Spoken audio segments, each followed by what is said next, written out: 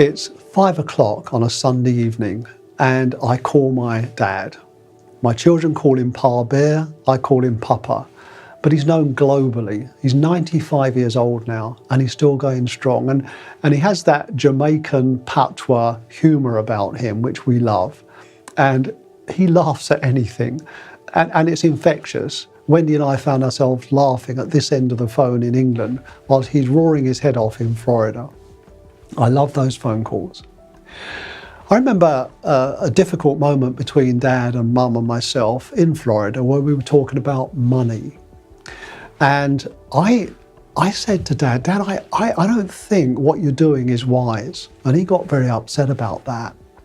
And then I got upset. I went across to see our beloved friends, literally across the road from Mum and Dad, Mary and Marvin. Marvin sat me down as I started moaning and whinging about poor financial decisions made by Mum and Dad.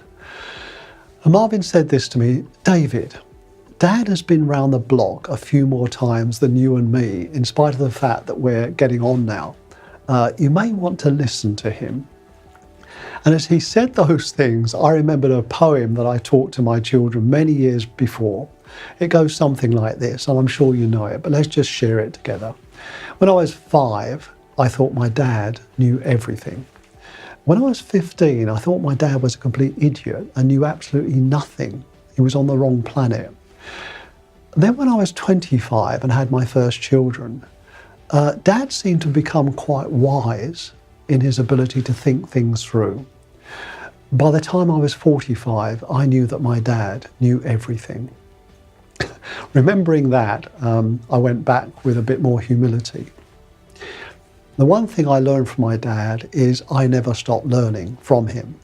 And that lifelong learning, I believe, is something we can encapsulate and take on board in our business. I think the day we stop wanting to learn, the day we think in business we know everything, is the day when our business is in danger of either a slow death or, if we want to change, deep change.